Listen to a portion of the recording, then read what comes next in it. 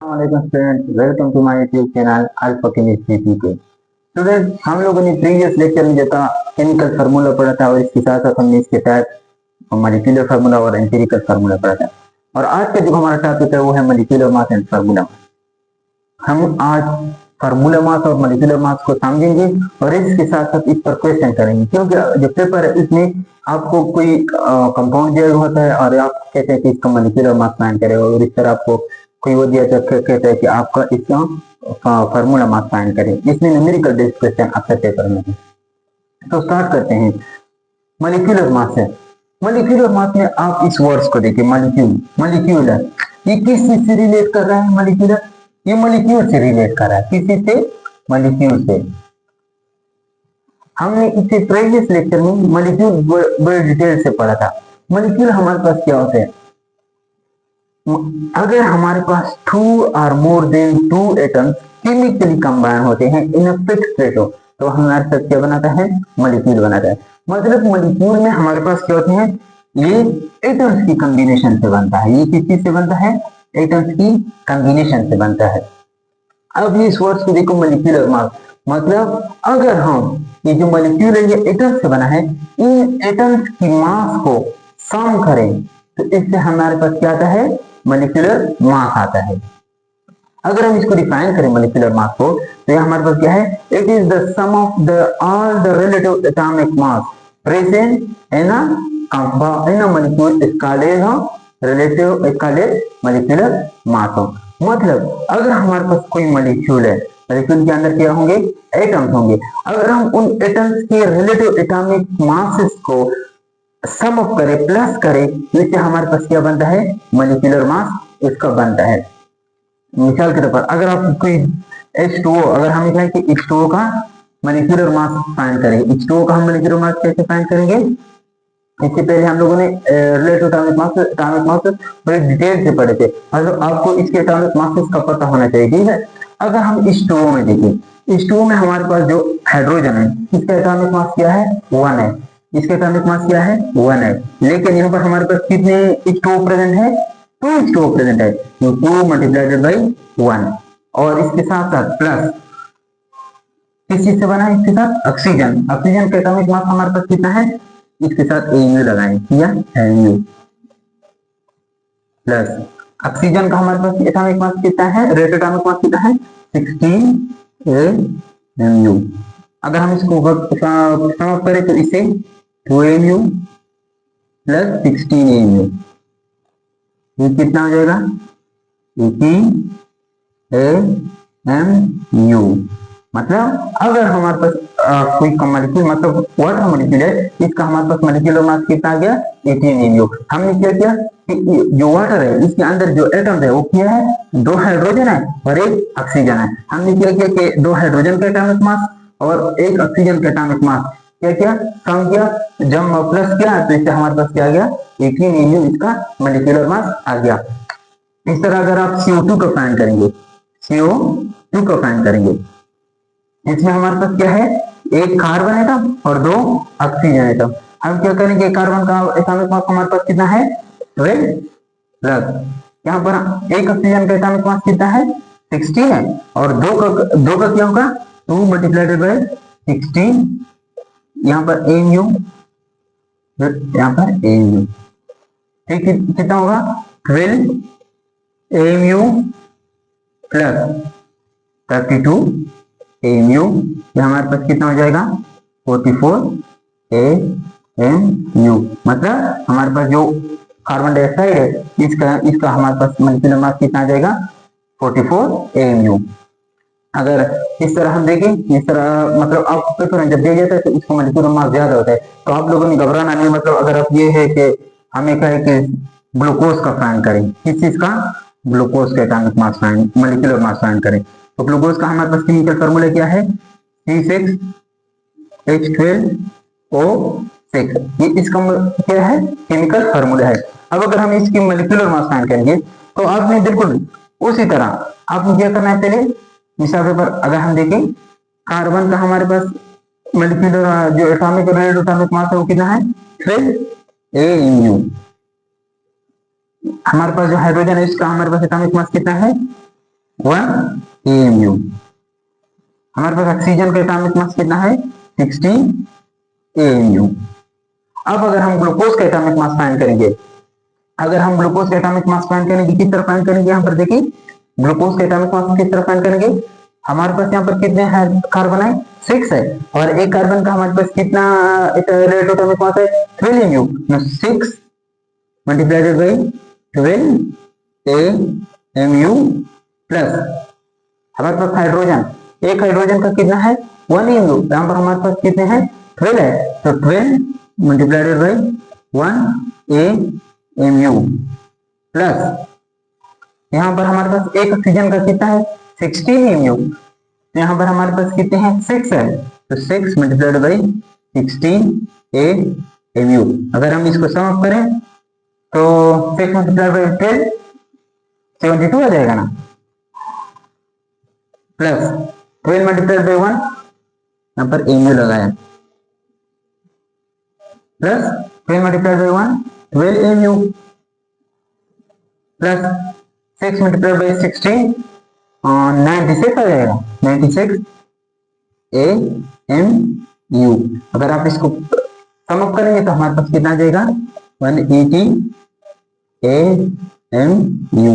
तो हमारे पास जो ग्लूकोज है इसका क्या आ गया 180 AMU। तो मोलिकुलर मास में आपने क्या करना है कि जो मॉलिक्यूल है इसके अंदर एटम्स है, आपने क्या करना है उन सारे एटम्स के जो एटॉमिक मास है रिलेटेड एटॉमिक मास है आपने इसको सम अप करना है, तो आपके पास क्या जाएगा इसका मॉलिक्यूलर मास आ जाएगा। इस तरह जो आपको आपके जो पेपर होंगे उसमें इस तरह कोई आपको मॉलिक्यूलर मास कोई मॉलिक्यूल दिया होगा और आप कहते हैं कि इसका मॉलिक्यूलर मास फाइंड करें, तो आपने बस डायरेक्ट क्या करना है इसका केमिकल फार्मूला देखना है। केमिकल फार्मूला में आपने क्या करना है कि कौन कौन से एटम इसमें प्रेजेंट है और कितने हैं। मतलब अगर यहाँ पर ग्लूकोज में देखिए हमने क्या किया कि एक कार्बन का 12 AMU, ये आपने याद करना होगा कि आपको रिलेटेड एटॉमिक मास से याद होने चाहिए, ठीक है। हाँ, एक हाइड्रोजन का 1 AMU और एक ऑक्सीजन का 16 AMU। आपने क्या किया ग्लूकोज के अंदर कितने कार्बन है 6 कार्बन है, एक का कितना है 12 AMU, तो 6 मल्टीप्लाइड बाई 12 प्लस हाइड्रोजन एक का 1 है तो 12 मल्टीप्लाइड बाई 1 और एक ऑक्सीजन का 16 है तो यहाँ पर 6 है, 6 multiplied by 16 22 plus 12 plus 96 is equal to 180 AMU। ये 180 AMU हमारे पास क्या गया ग्लूकोज का मॉलिक्यूलर मास आ गया। इसके बाद जो हमारे पास है अच्छा एक मॉलिक्यूलर मास में आपने एक बहुत इंपॉर्टेंट पॉइंट याद रखना है कि मॉलिक्यूलर मास हमारे पास किस चीज के लिए है, मॉलिक्यूलर मास हमारे पास किस चीज को होता है, मॉलिक्यूलर मास हमारे पास कोवेलेंट जो कोवेलेंट कंपाउंड है उनके लिए है। मतलब वो कंपाउंड वो मॉलिक्यूल जिनके अंदर हमारे पास क्या होता है कोवेलेंट कंपाउंड बॉन्ड प्रेजेंट होता है, उसमें हम उन कंपाउंड उन मॉलिक्यूल का हम क्या करेंगे मॉलिक्यूलर मास फाइंड करेंगे। और जो हमारे पास दूसरा है वो है फार्मूला मास। फार्मूला मास हमारे पास क्या है, it is the sum of atomic masses of all the ions present in a formula unit of an ionic compound. मतलब सेम इसी तरह ही है लेकिन इसमें हमें क्या करेंगे कि एटॉमिक मासेस जो है वो सम अप करेंगे किस चीज का जो आयंस होते हैं और किस चीज में प्रेजेंट होते हैं फार्मूला यूनिट में। आपने एक इस वर्ड को समझना होगा फार्मूला यूनिट, ये फार्मूला यूनिट वर्ड को पहले समझ ले। फार्मूला यूनिट हमारे पास क्या है स्मॉलेस्ट repeating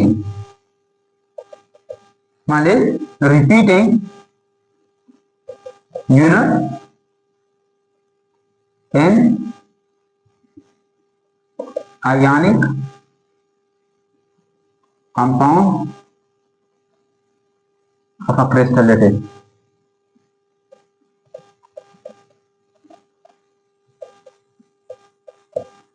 फार्मूला यूनिट हमारे पास क्या है smallest repeating unit है। smallest repeating unit of an ionic compound in a crystal lattice। मतलब हमारे पास क्या मतलब अगर आप देखें एक दीवार है, दीवार किस चीज से बना होता है ईंटों से बना होता है ना, तो अगर एक हम दीवार को देखें तो दीवार में एक ईंट नहीं होती, इसमें तो हजारों ईंट होते हैं, लेकिन दीवार किस चीज से बनता है एक ईंट के ऊपर दूसरे ईंट रख लेते हैं, इसके ऊपर तीसरी, इसकी इस तरह हम क्या कर लेते हैं एक ईंट के ऊपर ईंट रख के एक बड़ा सा दीवार बना लेते हैं। तो इसमें हम क्या करते हैं जो एक ईंट है इसको बार बार रिपीट करके हम क्या बनाते हैं एक बड़ा दीवार बना लेते हैं। तो इस तरह यहाँ पर हमारे पास फार्मूला यूनिट कहते हैं जो हमारे पास कोई क्रिस्टल लेटेस्ट होता है आयनिक कंपाउंड का वहां पर हमारे पास क्या होता है कि एक फॉर्मूला यूनिट क्या है, इस तरह स्मॉलेस्ट रिपीटिंग यूनिट जो है हमारे पास, जिस तरह ए हमारे पास दीवार में स्मॉलेस्ट रिपीटिंग यूनिट है, इस तरह हमारे पास पूरी दीवार बनता है। इस तरह जब हमारे पास आयनिक कंपाउंड में क्रिस्टल लेटेक्स बनता है तो इसमें जो स्मॉलेस्ट रिपीटिंग यूनिट है हम क्या कहते हैं, फॉर्मूला यूनिट कहते हैं। अगर आपके पास एग्जांपल NaCl है, NaCl आपके पास है तो ये हमारे पास इस तरह प्रेजेंट नहीं होता जिस तरह मॉलिक्यूल हमारे पास प्रेजेंट होता है, इस तरह ये हमारे पास NaCl फॉर्म में प्रेजेंट नहीं होता। जब ये क्रिस्टलाइजेशन में होते हैं तो वहां पर स्पेसिफिक पोजीशन में होते हैं और हर जो कीटाणु है, अगर हम यहाँ पर देखें, यहाँ पर कीटाणु अगर कोई Na+ प्रेजेंट होता है तो इसके इर्द गिर्द क्या होंगे, इसके इर्द गिर्द Cl नेगेटिव आयंस प्रेजेंट होंगे। इस तरह इसके इर्द गिर्द Cl नेगेटिव आयंस प्रेजेंट होंगे, इस तरह प्रेजेंट होता है। इस तरह हमारे पास ये क्रिस्टल लेटेक्स, अगर हम एक कोई क्रिस्टल सोडियम क्लोराइड का क्रिस्टल लेटेक्स देखें तो इसमें हमारे पास billion of sodium ion chloride ion present होंगे। वो किस तरह प्रेजेंट होंगे, अगर हमारे पास कोई सोडियम आयन है उसको किसने घेरा होता है, क्लोराइड आयन ने घेरा होता है। अगर इस तरह हमारे पास कोई क्लोराइड आयन है तो हमारे पास क्या होगा, सोडियम आयन ने इस तरह इसको सराउंड किया होगा।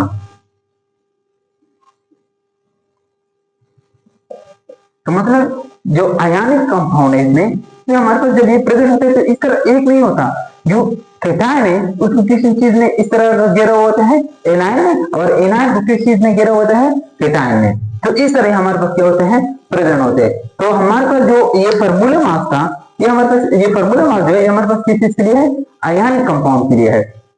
और जो मॉलिक्यूलर मास है ये किस चीज के लिए है, हमारे पास कोवेलेंट कंपाउंड के लिए है। ये मेन डिफरेंस है। बाकी इसके जो हम फाइंड करेंगे वो सेम उसी तरीके से ही फाइंड करेंगे। अगर हम देखें पर NaCl का देखें, NaCl का अगर हम NaCl का फार्मूला मास, इसका मॉलिक्यूलर मास हम फाइंड नहीं कर सकते, इसका हम क्या फाइंड करेंगे, मॉलिक्यूलर फार्मूला मास हो, ये हमारे पास क्या आयनिक कंपाउंड है, ठीक है। अगर हम इसका फार्मूला मास फाइंड करेंगे तो किस तरह फाइंड करेंगे, जो हमारे पास Na है, Na का हमारे पास इसका जो है वो हमारे पास क्या है 23 AMU प्लस जो क्लोरीन का है, क्लोरीन का हमारे पास कितना है 35.5 AMU। तो 23 plus 35.5 is equal to 58.5 AMU। ये हमारे पास क्या गया, इसका फॉर्मूला मास आ गया। सिर्फ ये एक डिफरेंस आपने याद करना है, ये फॉर्मूला मास है ये किस चीज के लिए है, आयनिक कंपाउंड के लिए। जो मॉलिक्यूलर मास है वो किस चीज के लिए है, कोवेलेंट कंपाउंड के लिए। बस ये आपने एक जो है मेन डिफरेंस याद रखना है। अगर हम देखें इसमें, अगर हम एक एग्जांपल देखें,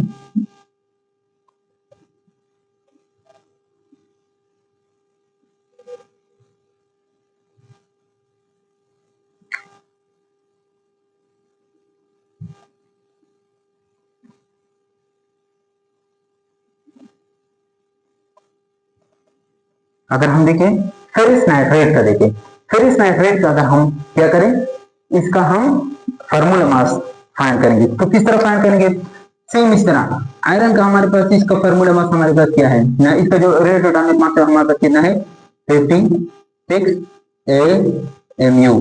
नाइट्रोजन का हमारे पास कितना है 14 AMU। जो ऑक्सीजन का है उसका हमारे पास कितना है 16 AMU। अब हम फेरिस नाइट्रेट का अगर हम फार्मूला मास फाइंड करेंगे तो वो किस तरह फाइंड करेंगे, देखिए यहाँ पर देखिए आयरन का हमारे पास कितना है 56 है, तो आपने क्या लिखना है 56 AMU। आपने इसके बाद क्या है नाइट्रोजन है, नाइट्रोजन हमारे पास कितना है 14 AMU है। ये देखिए ये हमारे पास 2 है 3 है, अगर आप लोग ये हमारे पास 2 है, ठीक है। तो यहाँ पर हमारे पास कितने नाइट्रोजन, आप गलती नहीं करना, ये जो 3 ऑक्सीजन के साथ है इस तरह नहीं करना कि आप कहेंगे हमारे पास 3 नाइट्रोजन, नहीं, आपके पास कितने नाइट्रोजन है, हमारे पास 2 नाइट्रोजन है। तो एक का 14 है तो 2 का कितना हो जाएगा 2 मल्टीप्लाइड बाई 14 AMU प्लस। आप यहाँ पर देखें, यहाँ पर हमारे पास 2 मल्टीप्लाइड बाई 3, 2 मल्टीप्लाइड बाई 3 6। तो यहाँ पर हमारे पास ऑक्सीजन कितने हैं 6 है, एक का कितना है 16 है, तो 6 का कितना हो जाएगा 6 मल्टीप्लाइड बाई 16 AMU। तो 56 AMU plus 2 multiplied by 14 28 AMU plus 6 multiplied by 16, इसका हमारे पास कितना आ जाएगा 96 AMU, इसका हमारे पास आ जाएगा। अगर हम इसको सम अप करें तो इससे हमारे पास कितना आता है, अगर हम इसको सम अप करें तो 96, अगर हम इसमें 28 56 में अगर हम 28 ऐड करेंगे तो हमारे पास कितना आ जाएगा 74, और इसके साथ साथ अगर हम इसमें या 184 तकरीबन आई थिंक 180 एमयू आ जाता है। अगर हम देखें 56 प्लस तो हमारे पास जो है, अगर हम देखें भर कंफर्म करें तो 180 एमयू, तो हमारे पास क्या है जो formula mass of ferrous nitrate है इसका हमारे पास कितना आ जाएगा 180 एमयू आ जाएगा। अच्छा, यहाँ तक आप लोगों का जो है कोर्स में है, लेकिन इसमें हम एक चीज जो है वो अक्सर जो है क्वेश्चन में पूछा जाता है, तो मैं जस्ट देख लेता हूँ। एक चीज है वो है मोलर मास। मोलर मास अक्सर जो है वो स्टूडेंट इसमें कंफ्यूज होते हैं, ठीक है। मोलर मास में अक्सर स्टूडेंट इसके साथ कंफ्यूज कर लेते हैं। अगर हम देखें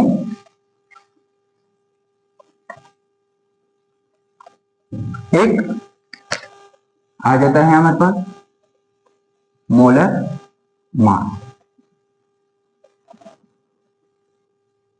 ये मॉलिक्यूलर मास किस चीज के लिए था, मॉलिक्यूलर मास वन मॉलिक्यूल का मास, हम इसे क्या कहते हैं molecular mass. Formula mass one formula unit का जो है मॉलिक्यूल वन फार्मूला यूनिट का मास हम इसे क्या कहते हैं फार्मूला मास कहते हैं।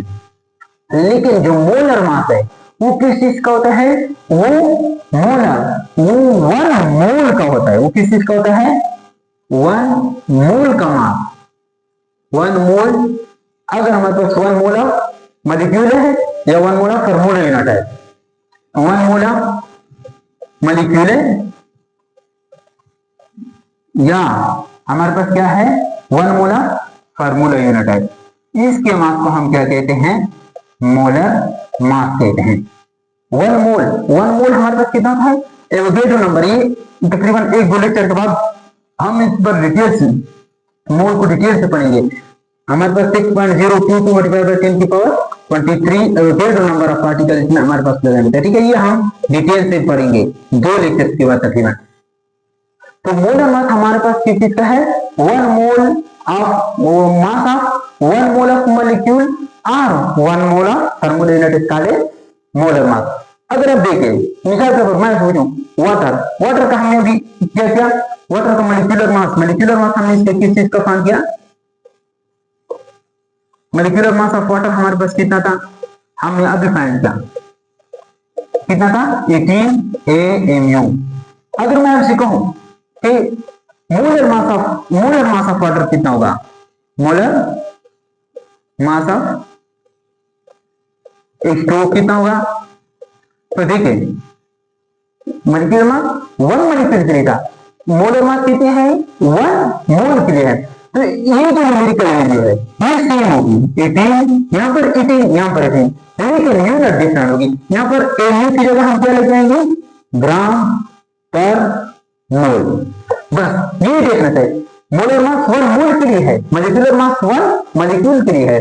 लेकिन अगर आप मॉलिक्यूलर मास ऑफ H2O देखें 18 तो मोलर मास ऑफ H2O हमारे पास क्या होगा 80 ग्राम पर मोल। जब आप मतलब मॉलिक्यूलर मास को किस चीज में मोलर मास में कन्वर्ट करने की जरूरत क्या करेंगे, ये जो न्यूमेरिकल वैल्यू होगी ये क्या होगी, ये सेम होगी हर जगह, ठीक है, ये सेम होगी। आपने यूनिट क्या करना है, एमयू की जगह आपने ग्राम पर मोल लिखना है। इस तरह अगर फार्मूला मास देखें, अगर हमने फार्मूला मास ऑफ NaCl हमने डिफाइन किया था कितना था 58.5 AMU। अगर हम इसका मोलर मास फाइंड करेंगे, मोलर मास ऑफ NaCl, तो वो हमारे पास कितना होगा, ये 58.5 आपने लगाना है और इसके साथ MU की जगह आपने क्या लगाना है ग्राम पर मोल। ये बहुत इंपॉर्टेंट है, अक्सर स्टूडेंट है इसमें कंफ्यूज होते हैं। मतलब आप लोग अभी से अपने कंसेप्ट को क्लियर रखें कि जो हमारे पास मॉलिक्यूलर मास है वो किस चीज के लिए है, वो वन मॉलिक्यूल का जो मास होता है, हम जितने एटॉमिक मास एटम है उसको हम सम अप करते हैं, इससे हमारे पास मॉलिक्यूलर मास आ जाता है। ये फार्मूला मास कितना है, ये वन फार्मूला यूनिट का हमारे पास किया होगा मास होगा। इसमें हम जितने भी एटम आयन होंगे उनकी हम जो एटॉमिक मास है, रिलेटिव एटॉमिक मास, इसको हम कम अप करेंगे, इससे हमारे पास इसका फार्मूला मास आ जाएगा। लेकिन जो हमारे पास मोलर मास है वो 1 मोल ऑफ ये किया है mass of 1 mole of molecule or formula unit, इसे हम क्या कहेंगे मोलर मास कहेंगे। इस तरह अगर हम देखें मॉलिक्यूलर मास ऑफ H2 हमारे पास कितना है 18 MU, लेकिन हमारे पास जो मोलर मास ऑफ वाटर है वो क्या होगा, ये न्यूमेरिकल वैल्यू होगी वो सेम होगी। आपने क्या करना है, सिर्फ डिफरेंट लगाना है, 18 MU की जगह आपने क्या लिखना है ग्राम पर मोल। इसी तरह अगर फार्मूला मास CnCl है वो 58.5 है MU, लेकिन इसके साथ अगर आप इसका मोलर मास फाइंड करेंगे तो आप 58.5 ग्राम पर मोल इसके साथ लगाएंगे। तो उम्मीद है इंशाल्लाह आप लोगों को ये आज का लेक्चर होगा इसकी समझ आएगी। इंशाल्लाह अगले लेक्चर में हम केमिकल स्पीशीज पढ़ेंगे और तब तक के लिए अल्लाह हाफिज, थैंक यू।